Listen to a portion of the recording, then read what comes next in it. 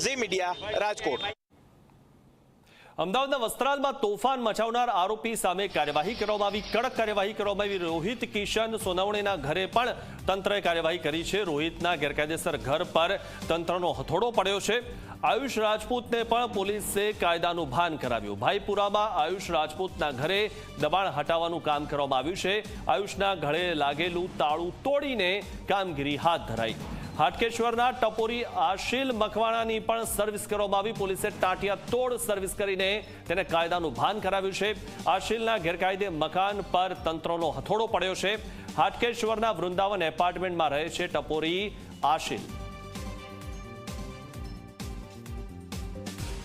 13 માર્ચની મોડી રાત્રિએ કેટલાક અસામાજિક તત્વોએ વસ્ત્રાલ વિસ્તારમાં ખુલ્લી તલવારો અને દંડા સાથે આખા વિસ્તારને બાંધમાં લીધો તો પોલીસે ગણતરીના કલાકોમાં જ 14 જેટલા આરોપીઓની ધરપકડ કરી। તેની જે આરોપીઓના પોતાના ગેરકાયદેસર બાંધકામો છે, ગેરકાયદેસર દબાણો છે, તેને દૂર કરવાની કાર્યવાહી અમદાવાદ શહેર પોલીસ અને અમદાવાદ મહાનગરપાલિકાની એસટીની ટીમ દ્વારા ચાલી રહી છે।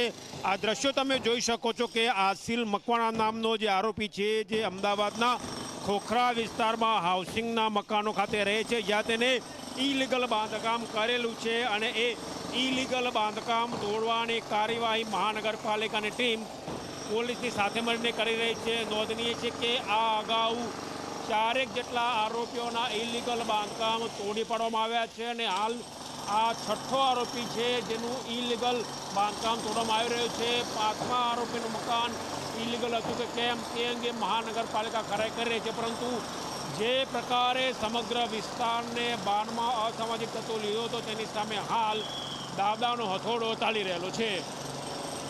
કેમેરા પર્સન ઉમેશ મકવાણા સાથે ગૌરવ પટેલ, ઝી મીડિયા, અમદાવાદ। માત્ર ને માત્ર એક જ